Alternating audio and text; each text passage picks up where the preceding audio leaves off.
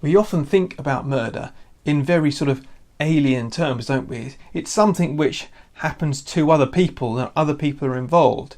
It's not something which I've ever really thought about doing, not something I'd ever do. No, we don't really think of ourselves as murderers. In fact, I think quite the opposite. The number of people who've said to me, I'm basically a good person, I've never murdered anyone. Like that's the difference between being a good person and a bad person, is whether we actually have murdered anyone. And of course, murder is a heinous thing. We're obsessed with it as a society. The number of writers who have been writing about murder, the Agatha Christie's of the world, or P.D. James or whatever, who have been writing about these kind of whodunits, and still we're fascinated by those. But it's still very much a thing which is, in general, alien to us, and it just happens to other people. We look in from the outside, but not from the inside. And what Jesus' words do in our passage today from the Sermon on the Mount is they actually bring it home. They bring it home and say, no, this is relevant to you and it's relevant to me, to our daily lives, because it matters how we treat other people. It matters how we treat other people, and that's where Jesus is going in our passage today, which is Matthew chapter 5, verses 21 to 26. I'll read it out here. You have heard that it was said to the people long ago, you shall not murder, and anyone who murders will be subject to judgment. But I tell you that anyone who is angry with a brother or sister will be subject to judgment. Again, anyone who says to a brother or sister, Raka, is answerable to the court, and anyone who says, you fool, will be in danger of the fire of hell. Therefore, if you are offering your gift at the altar, and there remember that your brother or sister has something against you, leave your gift there in front of the altar. First, go and be reconciled to them, then come and offer your gift. Settle matters quickly with your adversary who is taking you to court. Do it while you are still together on the way, or your adversary may hand you over to the judge, and the judge may hand you over to the officer, and you may be thrown into prison. Truly I tell you, you will not get out until you have paid the last penny. Jesus' words about murder. Now, one question you may have about what Jesus says here is he making anger sort of equal to murder? Is Jesus making anger equal to murder? And that's a question we'll think about afterwards. But let's just think a little bit about what Jesus is actually saying here, why he says what he does. Let's think back to last week and think about how Jesus says that he is the fulfillment of the law. He is the one who fulfills in us, that the law is not simply a list of do's and don'ts, but rather, we're supposed to think about it and to think about the full meaning of the law, rather than seeing it in black and white terms. Think about the full meaning. And that's what Jesus is explaining here when it comes to murder. What he's doing is he is saying, look, think about murder and think about the full meaning of it. Because I think the people who he was speaking to, some of them anyway, maybe the Pharisees, they had similar thoughts about the law as I've just been talking about. On murder, well, that's something other people do. I'm not guilty of breaking that commandment. I'm basically, I'm on that score, I'm squeaky clean. Never murdered anyone. I'm fine. That, I think, was the kind of attitude that Jesus had in mind when he spoke these words. And what he's trying to do is to say that actually, if you are angry with someone else, then you have broken this commandment. Certainly, it is possible to be angry in a right way, but rather what he's saying is, look, the command not to murder doesn't mean that any treatment of someone else up until actually killing them is okay. And at the point of actually killing them, then you've broken the command. That doesn't make sense, does it? I can't beat someone up in the street and then say, well, at least I didn't murder them, so I'm fine. The command not to murder carries with it the corresponding obligation to treat people well. And we've thought about this a bit, haven't we? The most important commandments, to love God and to love our neighbour as ourselves. So, yes, to love our neighbour means not murdering them, but it also means more than that. And that's what Jesus is going into here. He's saying, actually, even being angry with them in a wrong kind of a way, even being angry with them unnecessarily, kind of breaks the murder commandment, because it violates the spirit of the law, if not the exact letter. And that's the thing here. We're supposed to think about the law in the bigger sense, not just in the black and white kind of sense that we sometimes do think about the Ten Commandments. So that's why Jesus says that anyone who is angry will be subject to judgment, or anyone who calls them raka, which presumably was what it says here in my Bible, an Aramaic term of contempt. It's a swear word, basically, of calling someone else. Or it says, you fool, because it's treating people in the way that they should not be treated. Now, every human being is an image bearer of God. Now, has been made in the image of God, made by God. It carries the dignity and worth of being created by God. And how we treat other people really does matter.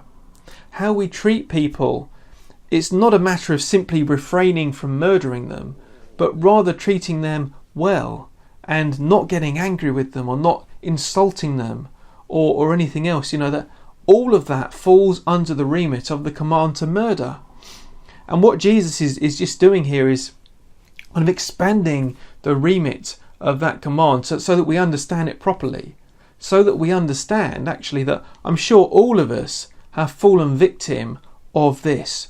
All of us have been angry, haven't we, with other people wrongly, or been impatient with them, or called them names, or been unkind.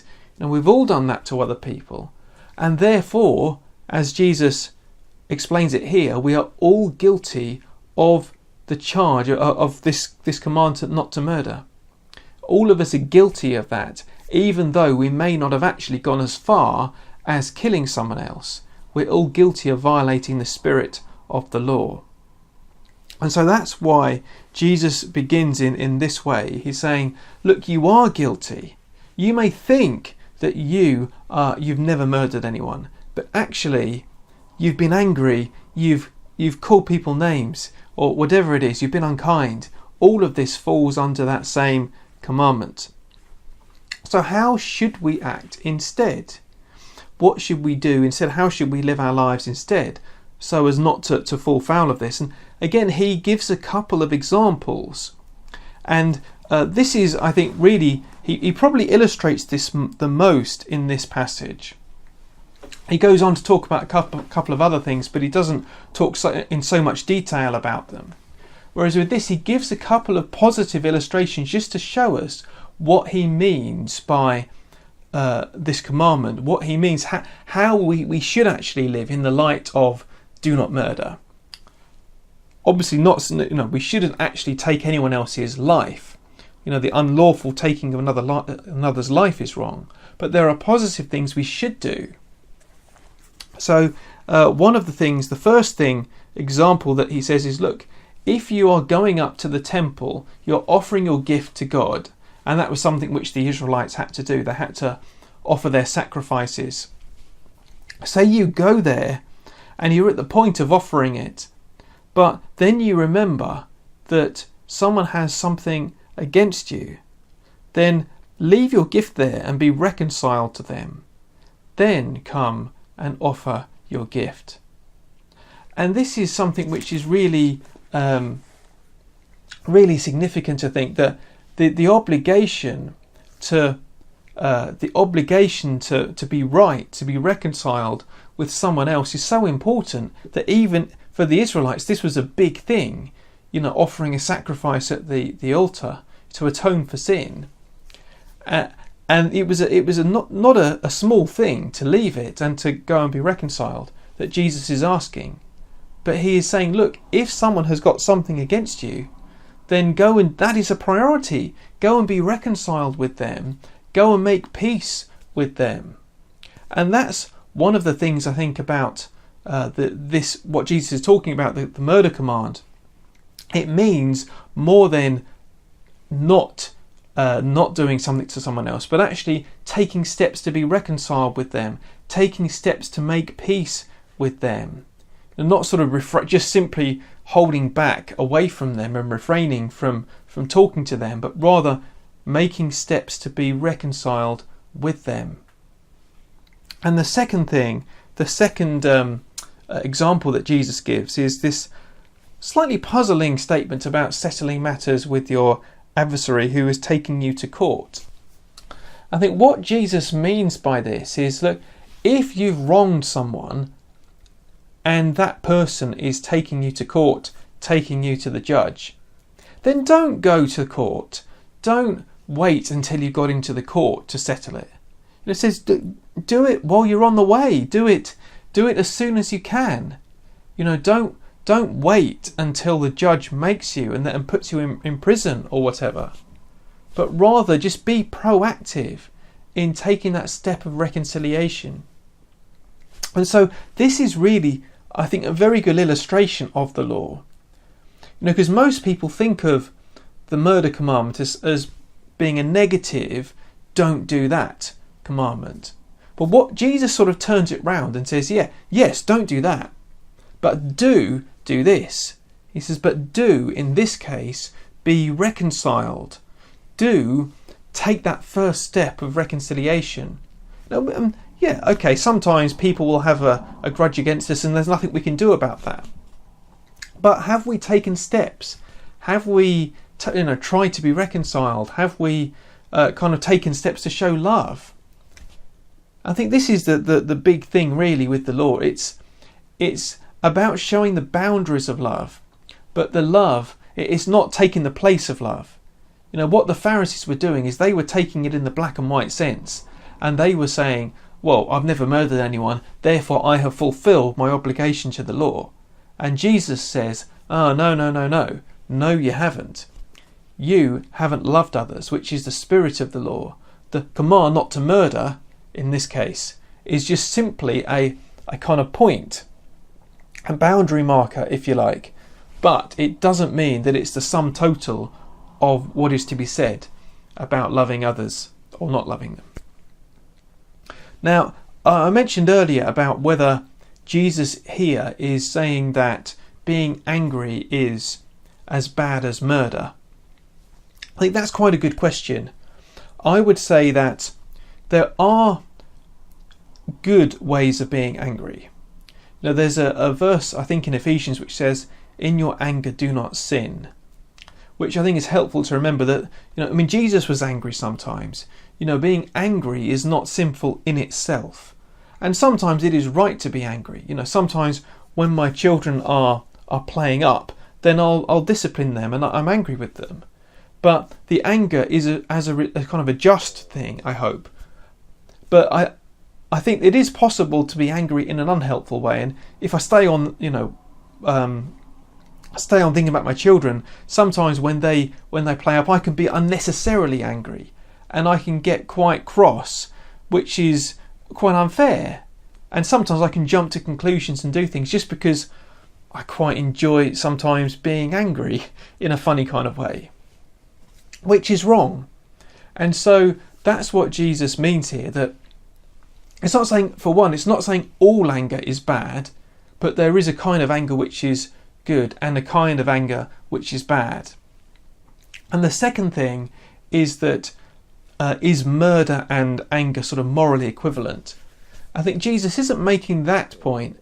What he's saying is simply that anger also breaks the commandment as well as the physical act of murder. So it's not the case that they are both morally equivalent, but they both break the same law, if you like. And I think there is a case to be made in the rest of the Bible that that punishment is something which should fit the crime, and there are degrees of punishment. Some is more serious than others. And I think if someone who is got angry and shouted at someone else and called them names it's not as bad a crime as actually going and murdering them, but it is still something wrong. So that's what Jesus is saying here. I think that it's not that they're exactly morally equivalent, but they both transgress the spirit of the same law. So there we go. I hope that that's been helpful to you in thinking a little bit about this. And I hope that this has been helpful in thinking about the law, and particularly about the Ten Commandments. Because the Ten Commandments, we often, I started talking about this at the beginning, but we often think a lot about the Ten Commandments, but I think there is a kind of deeper thought about the Ten Commandments which underlies them. And I hope that what we do here kind of exposes the roots, if you like, the deeper thought going on of loving God and loving others, which lies behind the Ten Commandments, not simply thinking about them in a very black and white kind of a way. So I hope that this has been helpful to you. Please do comment if there are things that you don't understand or want to kind of think more about, talk more about, and I can maybe mention that in another video. Thank you very much for watching, and I hope to see you again for another one of these videos very soon. God bless. Hi, thanks for watching my video. If you enjoyed it, please remember to hit the like button below. If you'd like to be notified about new videos, click on the subscribe button. There are lots of similar videos on the rest of my channel, and here are a couple of suggestions for you to watch next.